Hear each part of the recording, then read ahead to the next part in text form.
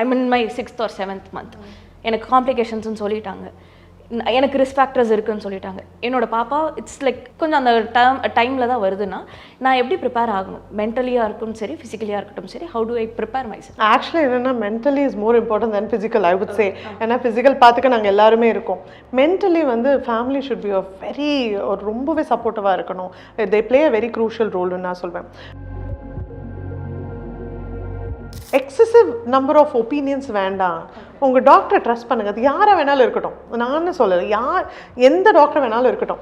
அவங்க படிச்சுட்டு ஒரு இடத்துல ஒரு ஹாஸ்பிட்டலில் உட்காடுறாங்க அப்படின்னா அவங்க யாருமே நல்லதுக்கு தான் சொல்ல ட்ரை பண்ணுவாங்களே தவிர கெடுதலாக யாரும் சொல்ல மாட்டாங்க. அண்ட் இதை தாண்டி வெஜைனல் டெலிவரி ஆகட்டும் இல்லை சிசேரியன் ஆகட்டும், it's very unlikely that someone does it for money.